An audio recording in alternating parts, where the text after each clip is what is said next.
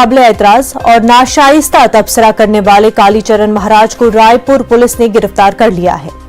कालीचरण महाराज को पुलिस ने खजरोहा के एक होटल से गिरफ्तार किया है। गुज़िश्ता इतवार को धर्म संसद में कालीचरण महाराज ने गांधी जी के खिलाफ इंतहाई नाशाइस्ता जबान इस्तेमाल की थी, जिसके बाद उनके खिलाफ रायपुर के टिकरापारा थाने में मुख्तलिफ दफात के तहत मुकदमा दर्ज किया गया था। धर्म संसद में काफी हंगामा भी हुआ था।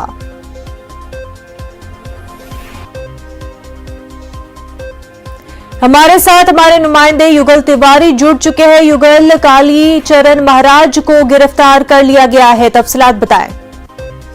देखिए, धर्म संसद के आयोजन होने थे और इस आयोजन के दौरान पूरे देश भर के जो संत का समागम यहाँ पर हुआ था और इस दौरान जो कालीचरण महाराज है उन्होंने राष्ट्रपिता महात्मा गांधी को आपत्तिजनक शब्दों का इस्तेमाल करते हुए इस मंच के माध्यम से अपनी फुहरता परोसी थी। और इसके बाद अब जो आयोजन है उसको लेकर के भी सवाल खड़े किए गए थे। छत्तीसगढ़ के मुख्यमंत्री भूपेश बघेल ने साफ तौर पर कहा था कि ये शांति का टापू है छत्तीसगढ़, और ऐसे में यहाँ पर राष्ट्रपिता महात्मा गांधी के अपमान को बर्दाश्त नहीं किया जा सकता।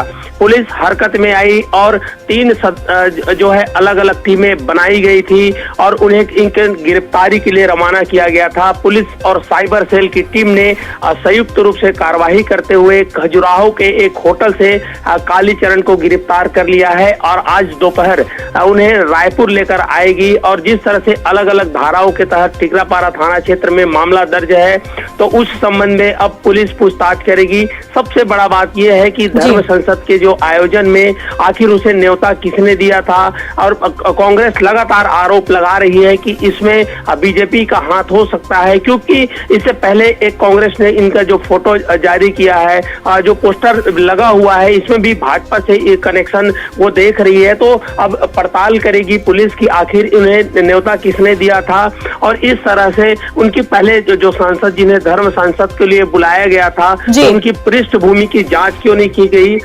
बहरहाल इनकी गिरफ्तारी हो गई है। देखना यह है कि अब पुलिस किन किन बिंदुओं पर जांच कर रही है और इसके बाद ये बात तो तय हो गया है कि छत्तीसगढ़ में शांति के फिजा को बिगाड़ने वालों पर जो है पुलिस सख्ती से सख्ती कार्रवाई करेगी। जी वही युगल, ये भी बता दें कि कालीचरण की गिरफ्तारी से कैसा माहौल बनता हुआ नजर आ रहा है, क्योंकि और भी कई लोग थे धर्म संसद में जिन्होंने और भी कई तरह के बयान दिए थे। जी बिल्कुल, देखिए ये धर्म संसद था, 6 विषयों पर वहां पर जो है खुला बहस होना था। उसके बाद एक समुद्र मंथन करके जो निष्कर्ष निकलता उसके समाज में उसे स्थापित करने की व्यवस्था की जानी थी, लेकिन किसी भी संत ने उन 6 विषयों को, उन टॉपिक को छुआ ही नहीं, बल्कि वहां पर आरोप प्रत्यारोप का दौर चला। ऐसे लग रहा था कुछ समय के लिए कि कहीं ये राजनीति मंच तो नहीं है, और उनके पीछे की जो मंशा है समाज को गति देने की वो बिल्कुल भी नजर नहीं आ रही थी। ऐसे में कालीचरण महाराज को जब माइक मिला तो उन्होंने सीधा सीधा नाथूराम गोडसे की जो कृत्यों की वकालत कर दी। अब उसके बाद इस जो धर्म संसद पर भी सवाल खड़े हो गए। हालांकि आयोजकों से भी कांग्रेस पार्टी भी पूछताछ कर रही है आखिर उसे न्योता किसने दिया।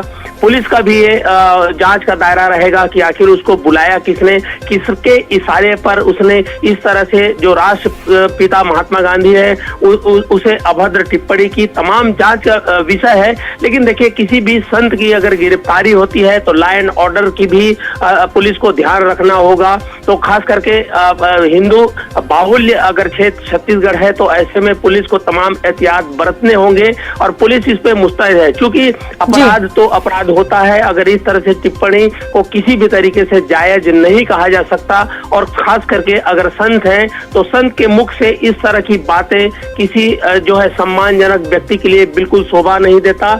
और ये बात तय है कि उनकी गिरफ्तारी अब हो गई है। पुलिस के ऊपर लॉ एंड ऑर्डर के साथ साथ जो अपनी धाराएं के तहत जिन्हें गिरफ्तार उनके किया गया है उन्हें कोर्ट में साबित करने की भी एक बड़ी चुनौती है। देखना ये होगा कि पुलिस अपनी जो डायरी है उसे किस हद तक मजबूत बनाती है। कहीं किसी तरह का जो लाभ तो उन्हें नहीं मिलती है। अब सारा दारोमदार है पुलिस पर है, और जो है पुलिस किस तरह से कोर्ट में इस मामले को पेश करती है उस पर सबकी निगाहें रहेंगी। जी बिल्कुल युगल तिवारी, बेहद शुक्रिया तमाम तर तफसीलात के लिए। आगे बढ़ते हैं। जम्मू कश्मीर के अनंतनाग में एनकाउंटर हुआ। वेरीनाग के नौगाम में फोर्सेस और मिलिटेंटों के बीच एनकाउंटर में 3 मिलिटेंट हलाक हो गए। वहीं इस एनकाउंटर में 3 आर्मी के जवान और एक पुलिस एहलकार जख्मी भी हुए हैं। फिलहाल कुछ मिलिटेंटों का ताल्लुक पाकिस्तान से बताया जा रहा है, ताहम अभी महलूक मिलिटेंटों की शिनाख्त नहीं हुई है। सर्च ऑपरेशन जारी है। ये जो ऑपरेशन था ये एक जॉइंट ऑपरेशन था जिसमें फौज की 19 राष्ट्रीय राइफल, सीआरपीएफ और जम्मू कश्मीर पुलिस के एसओजी शामिल थे। और हम इस वक्त नौगाम वेरीनाग में मौजूद है और ये वो जगह है जहां पर एनकाउंटर रोनुमा हुआ और अभी तक जो है 3 मिलिटेंटों को यहां पर न्यूट्रलाइज किया गया, जबकि 4 सिक्योरिटी एहलकार जिनमें एक पुलिस एहलकार भी शामिल है वो जख्मी हो गए इस ऑपरेशन के दौरान। और आप देख सकते हैं कि अभी भी जो कॉम्बिंग ऑपरेशन है वो जारी है। हालांकि एनकाउंटर खत्म हो गया है लेकिन सर्च ऑपरेशन जो है या कॉम्बिंग ऑपरेशन की अगर हम बात करेंगे वो जारी है। और जिस तरह से आईजीपी कश्मीर ने भी ट्वीट करके इस बात की तस्दीक की है कि जनूबी कश्मीर में जो 2 एनकाउंटर्स हुए, एक कुलगाम और दूसरा अनंतनाग में, तो पुलिस ने इसको एक बड़ी कामयाबी क्लेम किया है। और ये बताया जा रहा है कि ये जो एनकाउंटर्स है या इस तरह के जो ऑपरेशन है इनमें मजीद दिनों में जो है वो शिद्दत लाई जाएगी। और आप इस वक्त भी देख सकते हैं कि किस तरह से सीआरपीएफ, आर्मी और जम्मू कश्मीर पुलिस ने पूरे इलाके का मुहासरा किया है, पूरे इलाके को घेरे में ले रखा है। और ये कोशिश की जा रही है कि जो कॉम्बिंग ऑपरेशन है उसको भी जल्द से जल्द खत्म किया जाए ताकि अगर कोई और मिलिटेंट यहाँ पर मौजूद हो उनको भी न्यूट्रलाइज किया जाए। न्यूज़ 18 के लिए अनंतनाग वेरीनाग से मुदस्सिर कादरी। वहीं मरहामा कुलगाम एनकाउंटर में भी 3 मिलिटेंट हलाक हो गए हैं। बीती शब हुए एनकाउंटर में 2 मकामी मिलिटेंट और एक पाकिस्तानी दहशतगर्द मारा गया। एनकाउंटर के मकाम से असलहा बरामद हुआ है। इस हवाले से आईजीपी कश्मीर विजय कुमार का बयान भी सामने आया है। अपने एक ट्वीट में बताया कि वो हलाकशुदा मिलिटेंटों का ताल्लुक जैश मोहम्मद से था। उन्होंने कहा कि अनंतनाग और कुलगाम एनकाउंटर में फोर्सेस को बड़ी कामयाबी मिली है। कुलगाम से हमारे नुमाइंदे जहूर रिजवी हमारे साथ जुड़ चुके हैं। जहूर, तफसीलात बताएं। देखिए मतलब मैं आपको बताऊं कि कल शाम यहाँ मरहामा इलाके में फोर्सेस को इतला मिली थी कि यहाँ मिलिटेंट हैं। उनकी मौजूदगी की इतला मिलने के फौरन बाद ही इलाके का मुहासरा किया गया। तो इस बीच जो है एक मुख्तसर झड़प हुई, क्योंकि एक एम्बुश लगाया गया था। उसके फौरन बाद ही तसादुम आराई शुरू हुई। झड़प में 3 मिलिटेंट जो हैं वो मारे गए हैं। जैसे कि आपने खुद भी बताया कि ट्वीट में आईजी कश्मीर ने इस बात का खुलासा किया कि एक पाकिस्तानी और 2 मकामी मिलिटेंट जो हैं इस झड़प में मारे गए हैं। और इसके साथ साथ अगर हम बात करें असला व गोला बारूद की, तो इसमें एक M4 राइफल भी बरामद की गई है। उसके साथ साथ 2 AK-47 राइफल भी बरामद की गई हैं। और पुलिस इस ऑपरेशन को कामयाबी से ताबीर कर रही है। और इनका कहना है कि पुलिस का कहना है कि ये एक बहुत बड़ा जो है वो सानिया टाला है। पुलिस ने ये बहुत सारे क्राइम्स में मुलव्वस थे ये मिलिटेंट्स। और पुलिस का ये भी कहना है कि ये ऑपरेशन जो है सिक्योरिटी फोर्सेस के लिए निहायती अहम है।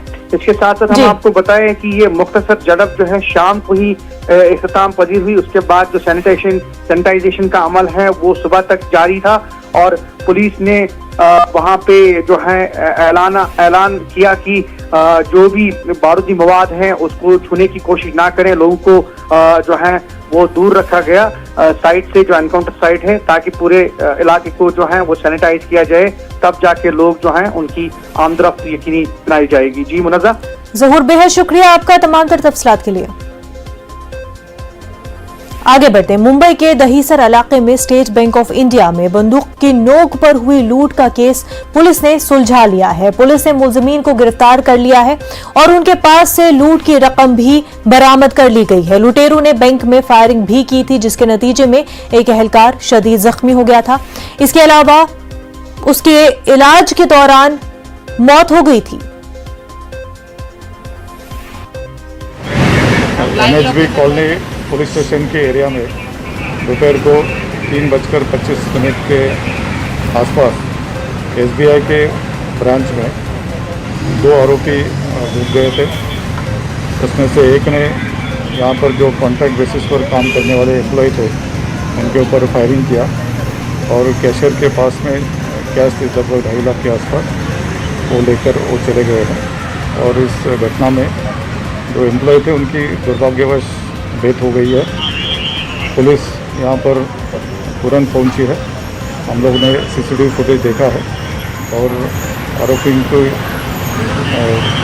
डिटेक्शन के लिए उनको ढूंढने के लिए हम लोगों ने 8 टीम अभी लगाई है और हम लोग जल्दी उनको ढूंढ के निकालेंगे। सर कितनी राउंड फायरिंग की है? एक ही राउंड फायर।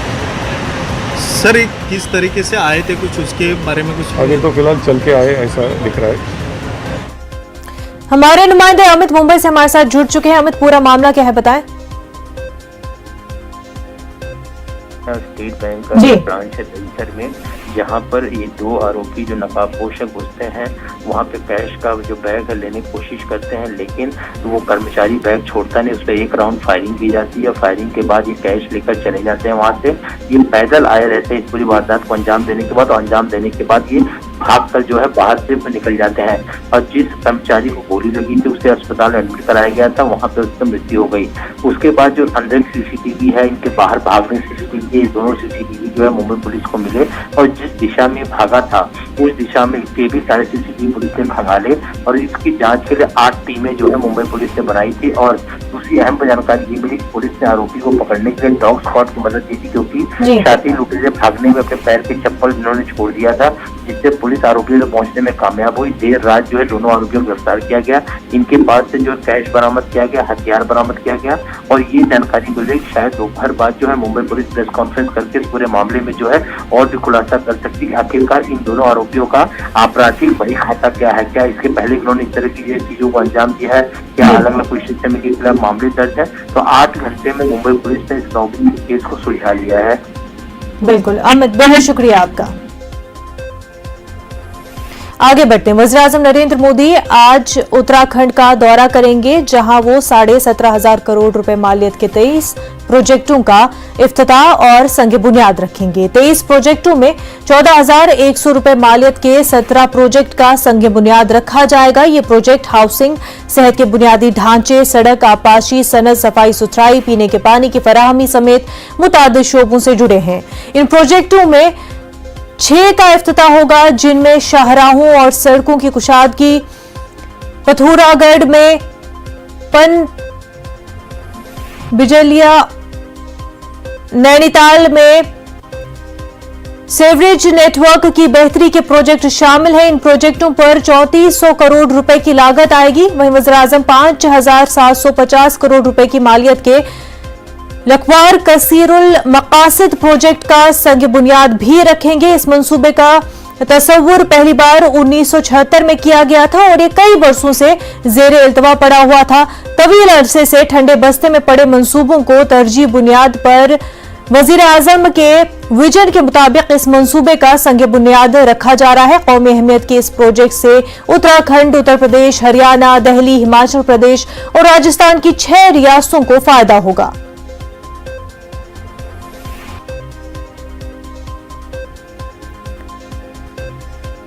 वक्त हो गया एक छोटे से ब्रेक का, जल्द होंगे हाजिर। इस वक्त की बड़ी खबर आपको बता दें, नागालैंड में अफ्स्पा में तौसी की गई है।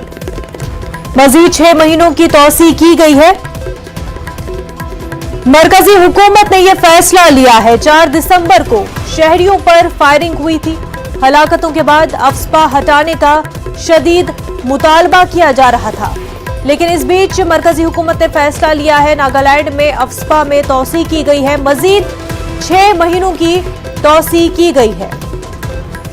आपको बता दें, 4 दिसंबर को शहरियों पर फायरिंग हुई थी और हलाकतों के बाद अफ्स्पा को हटाने का शदीद मुतालबा किया जा रहा था। माना जा रहा था अफ्स्पा नागालैंड से हटा दिया जाएगा, लेकिन अब जो है नागालैंड में अफ्स्पा में तौसी कर दी गई है। मजीद 6 महीनों की तौसी की गई है। मरकजी हुकूमत ने यह फैसला लिया है।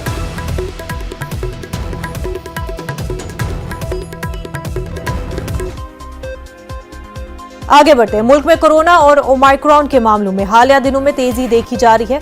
महाराष्ट्र, दिल्ली, गुजरात, कर्नाटक, केरल समेत दीगर रियासतों में कोरोना के मामलों में इजाफा तशवीश का बाइस बना हुआ है। महाराष्ट्र में कोरोना के तकरीबन 4,000 मामलों की तस्दीक हुई है, जबकि ओमाइक्रॉन के 185 मामले सामने आए हैं। जारी करदा आदादोशुमार के मुताबिक महाराष्ट्र में 20 अफराद कोरोना का शिकार हुए हैं। दिल्ली में भी कोरोना मुतासरीन का दायरा वसी हो रहा है। दिल्ली में कोरोना के 923 मामले रोशनी में आए हैं।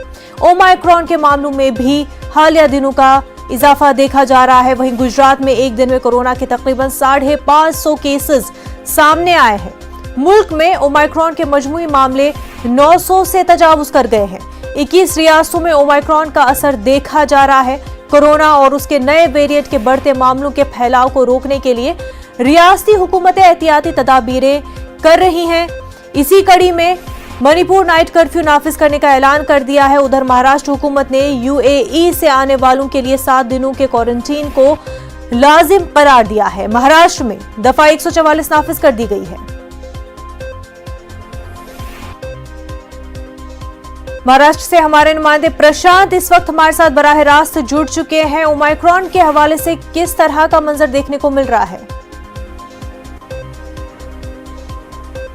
जी बिल्कुल, देखिए जिस तरह से आपने आंकड़े बताए हैं उसको एक बार मैं फिर से स्पष्ट कर दूं कि 24 घंटों में महाराष्ट्र में 85 ओमिक्रॉन के जो है मरीज पाए गए हैं, जिसमें से खास तौर पर अगर मुंबई की बात की जाए तो 34 लोग, यानी मुंबई का आंकड़ा अगर देखें तो तकरीबन 50% का जो मरीज है वो मुंबई में पाया गया है पूरे महाराष्ट्र के अलावा।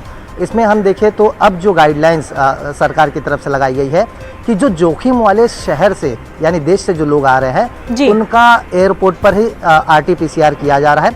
अब तक आंकड़े देखें तो 28,000 से ज़्यादा जोखिम वाले देश से लोग मुंबई आकर पहुंचे एयरपोर्ट पर, जहां उनका RT-PCR सभी का कराया गया। एक भी ऐसा यात्री नहीं जिसका RT-PCR नहीं कराया गया है। अब ये भी गाइडलाइंस दे दी गई है कि जो यूएई से लोग आएंगे उन्हें अपने घर पर 7 दिनों के लिए बंद होना पड़ेगा, यानी आपको 7 दिनों के लिए होम क्वारंटाइन रहना होगा और साथ ही मौके पर पहले उनका RT-PCR किया जाएगा और उस रिपोर्ट में अगर कुछ नेगेटिव या पॉजिटिव रिपोर्ट आती है उस हिसाब से वो कदम उठाया जाएगा।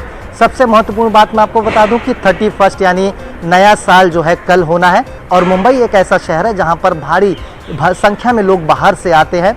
यहां पर जश्न मनाया जाता है, भीड़ इकट्ठा किया जाता है। उसे कंट्रोल करने के लिए मुंबई पुलिस ने जो है आज जो है अपना एक ऑर्डर पास कर दिया, जिसमें साफ तौर पर कहा है कि आज से लेकर के जनवरी 7 तारीख तक जो है धारा 144 बरकरार रहेगा मुंबई में। और साथ ही ये स्पष्ट किया गया है कि चाहे इंडोर हो, चाहे आउटडोर हो, चाहे होटल हो, चाहे पब हो, कोई भी जगह ऐसा नहीं होगा जहां पर किसी प्रकार की पार्टी का आयोजन किया जाएगा। अगर कोई ऐसा करता है तो उस पर जो है धारा 188 के चलते कार्रवाई की जाएगी। यानी कुल मिलाकर देखा जाए एहतियात जो है महाराष्ट्र सरकार जारी की है। प्रशांत, बेहद शुक्रिया तमाम तफसीलात के लिए। कोरोना वबा के दौरान बाहमी इमदाद और इन्हिसार का जज्बा मुस्तहकम हुआ है। मुल्क इस वबा से मुत्तहिद होकर मुकाबला कर रहा है। टीकाकारी के ऐलान के बाद हम बेहतर ताउन करें जिससे हम कोरोना को मात देने की जानिब कदम बढ़ा सके। नेटवर्क 18 इस मुहिम में हर कदम पर आपके साथ रहेगा। जब तक सभी महफूज नहीं होते तब तक कोई भी महफूज नहीं होगा। इसी सोच की बुनियाद पर हमारी मुहिम संजीवनी का मकसद यकीनी बनाना है कि वैक्सीन पाना सभी हिंदुस्तानियों का हक है।